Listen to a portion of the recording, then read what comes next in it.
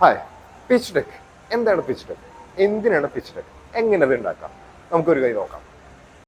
ഒരു സംരംഭകനെ സംബന്ധിച്ച് ആ സംരംഭത്തെ കുറിച്ചുള്ള അല്ലെങ്കിൽ ആ സ്റ്റാർട്ടപ്പിനെ കുറിച്ചുള്ള സ്റ്റെപ്പ് ബൈ സ്റ്റെപ്പ് വിഷണറിയാണ് ആ ഒരു പിച്ച് ഡെക്ക് എന്ന് പറഞ്ഞിട്ടുണ്ടെങ്കിൽ. ഒരു ഇൻവെസ്റ്റർ അപ്രോച്ച് ചെയ്യുന്ന സമയത്ത് അല്ലെങ്കിൽ ഒരു അസോസിയേറ്റഡ് പാർട്ണറെ അപ്രോച്ച് ചെയ്യുന്ന സമയത്തോ ഈ ഒരു പിച്ച് ഡെക്ക് കാണിക്കുന്ന സമയത്ത് എവിടെ തുടങ്ങി എവിടെ എക്സിറ്റ് ചെയ്യണം, ഇതിന്റെ സ്റ്റെപ്പ് ബൈ സ്റ്റെപ്പ് പ്രോസസ്സാണ് ഇതിൽ ഷോക്കേസ് ചെയ്തിട്ടുണ്ടാവുക.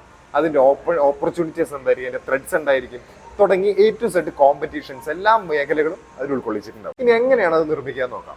ഫസ്റ്റ് പേജ്, അതിന്റെ കവർ പേജ്, അവിടെ അതിന്റെ ലോഗോ, അതിന്റെ ടാഗ് ലൈൻ, കമ്പനിയുടെ പേര്, ഡീറ്റെയിൽസ് തുടങ്ങിയ ഒരു ഷോക്കേസ് ചെയ്യേണ്ട ഭാഗങ്ങൾ എന്തൊക്കെയാണോ അതാണ് ഫസ്റ്റ് പേജിൽ കൊടുക്കേണ്ടത്. രണ്ടാമത്തെ പേജിൽ നിങ്ങളുടെ ടീമിനെ കുറിച്ചും നിങ്ങളെ കുറിച്ചും ആയിരിക്കണം ഡിസ്ക്രൈബ് ചെയ്തിട്ടുണ്ടാവുക. എന്താണ് മിഷൻ എന്നുമായിരിക്കണം ആ സെക്കൻഡ് പേജിൽ ഡിസ്ക്രൈബ് ചെയ്തിട്ടുണ്ടാവുന്നത്. മൂന്നാമത്തെ ഭാഗം, എന്ത് പ്രോബ്ലത്തിനാണ് നിങ്ങൾ സൊല്യൂഷൻ കൊണ്ടുവരുന്നത്, അതിന്റെ പ്രോബ്ലം ആയിരിക്കണം നിങ്ങളോട് കാണിക്കേണ്ടത്. അതിന് കൃത്യമായ അനലിറ്റിക്സ് ഉണ്ടെന്നുണ്ടെങ്കിൽ അത്രയും നല്ലത്. നാലാമത്തെ ഭാഗം, ഈ പ്രോബ്ലത്തിനുള്ള സൊല്യൂഷൻ നിങ്ങൾ അത് എങ്ങനെ ഇംപ്ലിമെന്റ് ചെയ്യുന്നു എന്നുള്ളതാണ്. വിത്ത് കൃത്യമായ അനലിറ്റിക്സും അതെങ്ങനെ നിങ്ങൾ സോൾവ് ചെയ്യുന്നു എന്നുള്ളതിന്റെ USP, യൂണിക് സെല്ലിംഗ് പോയിന്റ് നിങ്ങളുടെ എന്തായിരിക്കും എന്നുള്ളതും, അത് നിങ്ങളുടെ പ്രൊഡക്റ്റോ സർവീസോ എന്തുമായിക്കോട്ടെ. അഞ്ചാമത്തെ ഭാഗം മാർക്കറ്റ് ഓപ്പർച്യൂണിറ്റി ആയിരിക്കണം. മാർക്കറ്റ് ഓപ്പർച്യൂണിറ്റി നിങ്ങളുടെ മാർക്കറ്റ് സൈസ് എത്രയുണ്ടെന്നുള്ളതും, നിങ്ങളുടെ ടാർഗറ്റ് ഓഡിയൻസ് എത്രമാത്രം ഉണ്ടെന്നുള്ളതും, അവരുടെ നിലവിലെ ട്രെൻഡ് എത്രയാണെന്നുള്ളതും, ഫോക്കസ് ഏരിയ എന്തായിരിക്കണം, ഇതായിരിക്കണം കൃത്യമായ അനലിറ്റിക്സോടെ നിങ്ങൾ അവിടെ കാണിക്കുന്നത്. ആറാമത്തെ ഭാഗം ബിസിനസ് മോഡൽ എന്താണ് എന്നുള്ളതാണ്.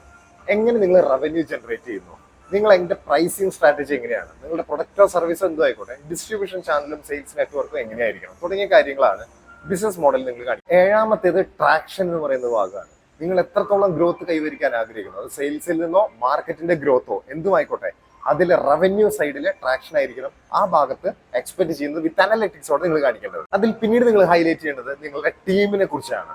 നിങ്ങളുടെ ടീമിലെ ഓരോ സ്കിൽഡ് ആയുള്ള ആളുകളെ കുറിച്ചും അവരുടെ എക്സ്പെർട്ടൈസേഷനെ കുറിച്ചും അവരുടെ എക്സ്പീരിയൻസിനെ കുറിച്ചായിരിക്കണം നിങ്ങൾ അതിൽ മെൻഷൻ ചെയ്യുന്നത്. മാത്രമല്ല അവരുടെ എന്തെങ്കിലും യൂണിക് ഫീച്ചേഴ്സ് എന്തെങ്കിലും ഉണ്ടെങ്കിൽ അതും. അടുത്തത് ഫിനാൻഷ്യൽ പ്രൊജക്ഷൻസ് ആയിരിക്കണം.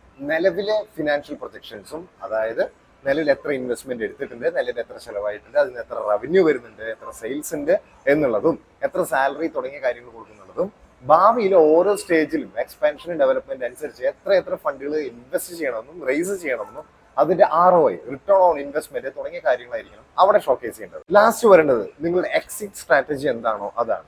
ഒരുപക്ഷെ നിങ്ങളുടെ IPO ആയിരിക്കാം, അതല്ലെങ്കിൽ അക്വിസിഷൻ ആയിരിക്കാം, അല്ലെങ്കിൽ മെർജർ ആയിരിക്കാം, അല്ലെങ്കിൽ എന്തോ ആയിക്കോട്ടെ, തിരിച്ച് ബൈബാക്ക് ആയിരിക്കാം.